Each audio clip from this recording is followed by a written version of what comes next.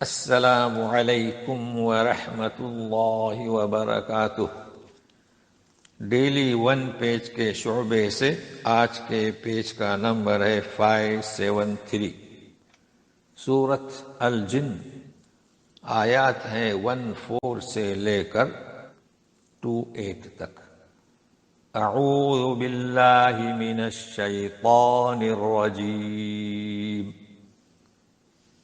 وَأَنَّا مِنَّا الْمُسْلِمُونَ وَمِنَّا الْقَاسِطُونَ فَمَنْ أَسْلَمَ فَأُولَئِكَ تَحَرَّوْا رَشَدًا۔ گفتگو چل رہی ہے جناتوں کی جو آپس میں کر رہے ہیں، تو اسی گفتگو میں سے یہ بھی کہ ہم میں کچھ مسلمان ہیں فرما بردار، اور کچھ قاسطون ظالم گنہگار بے انصاف۔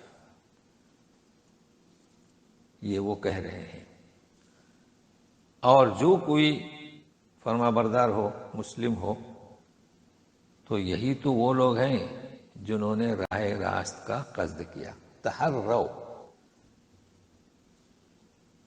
تحرو کہتے ہیں دو چیزیں میں سے جو صحیح ہے اس کا ارادہ کرنا، جد و جہد کرنا، کوشش کرنا۔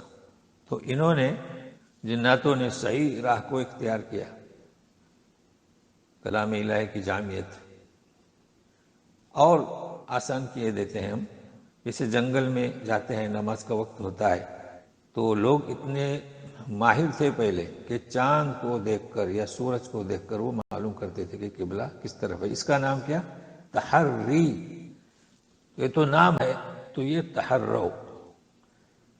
تو انہوں نے تحرو، غور و فکر کیا، راہ راست کا ارادہ کیا۔ وَأَمَّا الْقَاسِطُونَ فَكَانُوا لِجَهَنَّمَ حَطَبًا۔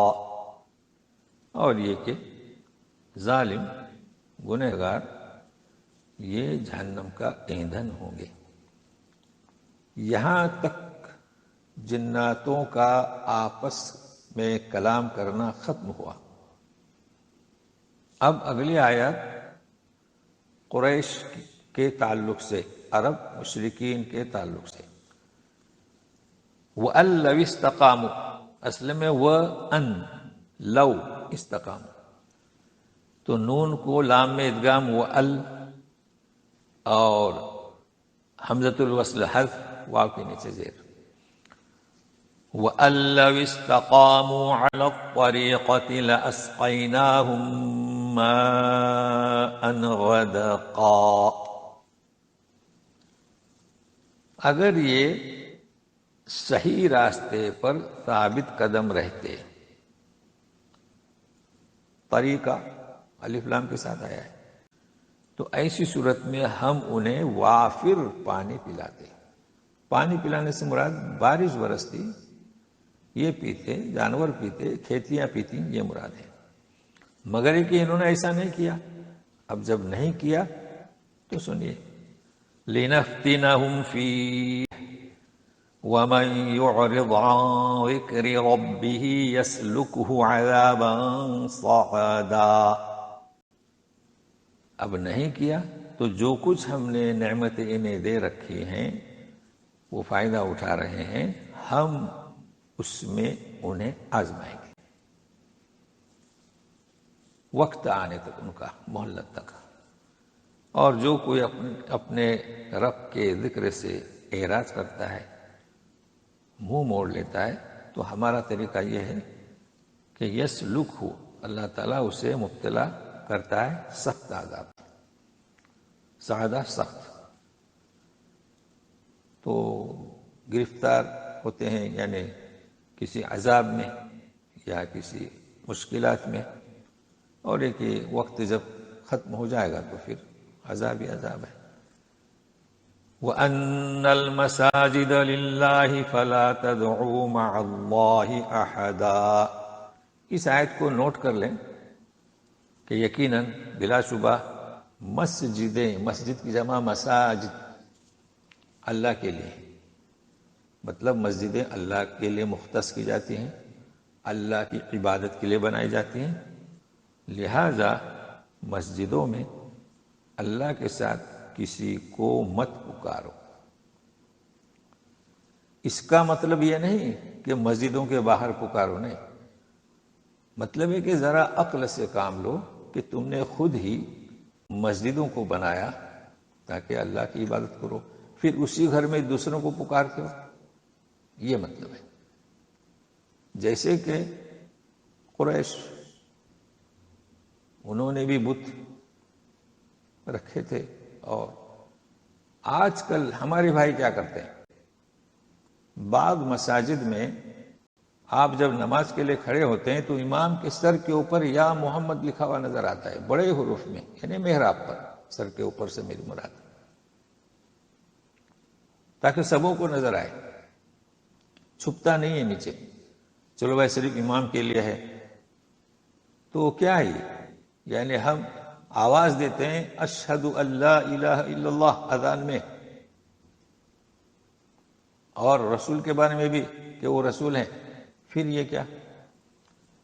تو یہ شرک ہے، چونکہ ہمارے بھائی نہ قرآن پڑھتے ہیں نہ احادیث صحیحہ کو دیکھتے ہیں۔ اگر وہ قرآن پڑھتے تو اس آیت پر رک جاتے ہو، نہیں، کتابوں میں مشغول ہیں، اپنے اپنے شیخ، شیوخ اور خلیفہ، تو اپنے بھائیوں کو سمجھائیں اس آیت سے۔ وَأَنَّهُ لَمَّا قَامَ عَبْدُ اللَّهِ يَدْعُوهُ كَادُوا يَكُونُونَ عَلَيْهِ لِبَدًا، اور یہ کہ جب کھڑا ہوا اللہ کا بندہ، مراد نبی کریم صلی اللہ علیہ وسلم ہے، کس لیے کھڑا ہوا؟ یدعوہ، لوگوں کو دعوت دے، قریب تھے کہ ٹوٹ پڑتے آپ صلی اللہ علیہ وسلم پر، بھیڑ بن کر، بھیڑوں کی طرح۔ مطلب یہ نہیں ہے کہ ٹوٹ پڑتے بھیڑوں کی طرح، مطلب بھیڑوں کی طرح اس بات کو مٹانے، حسد، جلن، اس کا اثر کیسے کم کریں، جد و جہد، کوشش، یہ ہے۔ اور یہ بھی ہوا ہے کہ ٹوٹ پڑے ہیں، اوجڑی ڈالی گئی آپ کے سر پر، لیکن اس کے معنی مفہوم بڑے وسیع ہیں۔ تو ایسی صورت میں ساری دنیا یعنی ٹوٹ پڑ رہی ہے گفتگو سے، عمل سے، تو آپ کہہ دیجیے قل انما ادعو ربی ولا اشرک به احدا، تم چاہے کچھ بھی کرو، میں تو اپنے رب کو ہی پکاروں گا، اس کے ساتھ کسی کو شریک نہیں کروں گا۔ اب رہا کہ وہ لوگ تقاضے کرتے تھے، تو سنیے قل انی لا املک لکم ضرا ولا رشدا، میں تو تمہارے لیے نہ کسی نقصان کا اختیار رکھتا ہوں اور نہ نفع کا، چونکہ کہتے تھے کبھی کہ عذاب لے آؤ، اس کی دھمکی دے رہے ہو، کبھی کہتے تھے کہ ان پہاڑوں کو سونے کا بنا دو، یہ تو میرے بس کی بات نہیں۔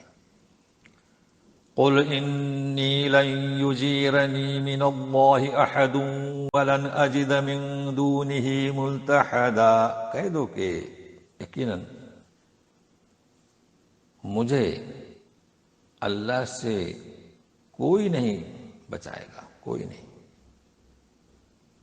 ہے، کوئی بچائے اللہ کے مقابلے میں کوئی نہیں، اور میں اس کے سوا کوئی پناہ کی جگہ بھی نہیں پاتا ہوں، ولن اجد، نہیں پاؤں گا میں ہرگز۔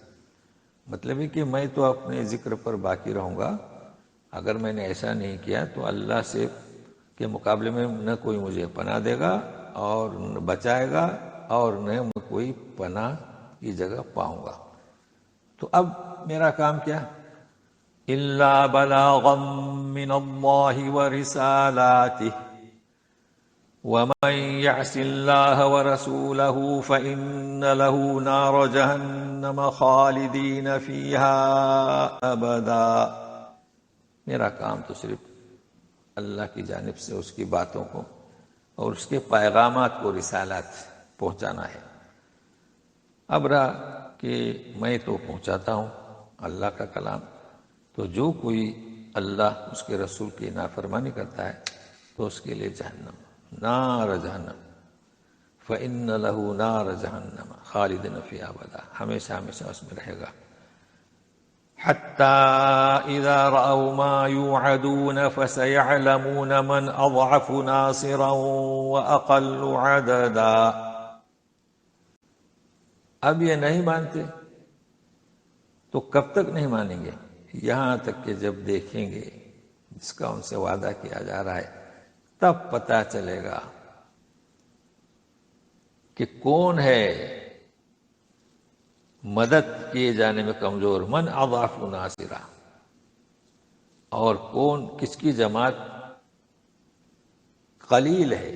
وہ کیا سمجھتے تھے کہ ہم بڑے ہیں، جتنے ہیں تو ہماری مدد بھی ہوگی، تو کہتے ہیں کہ کون ہوگا کمزور بحیثیت مدد کے، چونکہ کمزور وہی ہوگا جو ان آیات کو نہیں مانتا ہے، اور کم جماعت اسی کی ہوگی، اس کا جتنا ہوا کچھ بھی کام نہیں آئے گا۔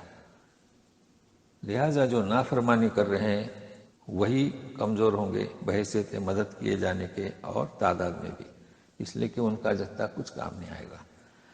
قل ان ادری اقریب ما توعدون ام یجعل له ربی امدا، کہہ دو میں تو نہیں جانتا ہوں کہ جس کا تم سے وعدہ کیا جا رہا ہے وہ قریب ہے یا کہ اللہ تعالیٰ دور کی مدت اسے ڈھیل دے دے، چونکہ اس کا بھی تقاضا کرتے تھے کہاں ہے، جواب دیجئے کہ مجھے اس کی کچھ خبر نہیں، گرفتار ہوں یعنی آپ کی گرفت ہو، یا اس مدت تک، دور کی مدت تک جہاں وقت آپ کا لکھا گیا ہے ڈھیل دے دے، اس لیے کہ وہی جو ہے سب کچھ جانتا ہے، عالم الغیب ہے۔ تو سنیے، عالم الغیب فلا یظہر علی غیبہ احدا، وہ تو عالم غیب ہے، اپنے غیب پر کسی کو، اپنا غیب کسی پر ظاہر نہیں کرتا۔ دیکھیں یہ ظاہر کا لفظ ہے، یظاہر، اس کا مطلب ہے کہ کئی چیزیں ایسی ہیں انسان سے چھپی ہوئی ہیں، تو کسی کو غیب بتلایا اس کا مطلب ہے کہ اس پر ظاہر کر دیا۔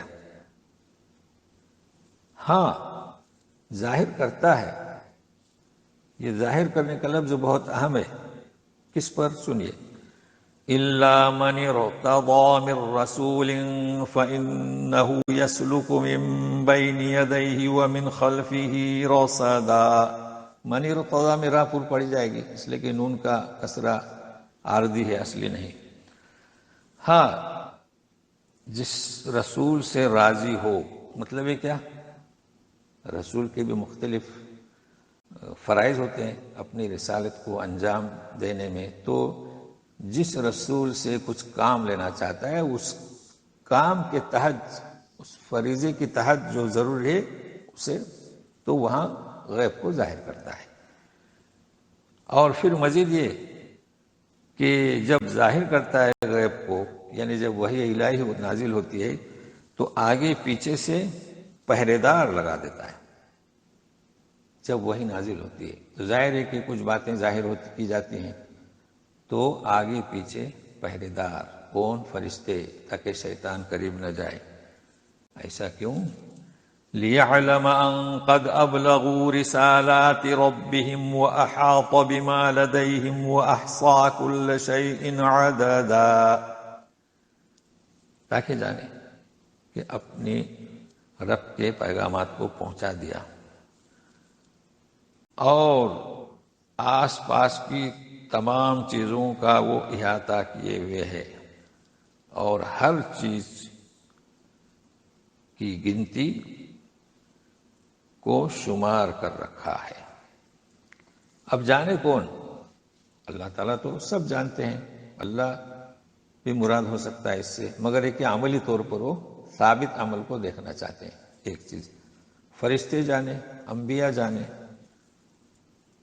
یہ سب جانے، یقین رکھیں کہ تمام چیزوں کا احاطہ کیے ہوئے ہے اللہ، اور ہر چیز کو گن رکھا ہے، شمار کر رکھا ہے۔ تو سورہ جن کا اختتام عمل میں آیا، پھر ملتے ہیں۔ والسلام علیکم ورحمۃ اللہ وبرکاتہ۔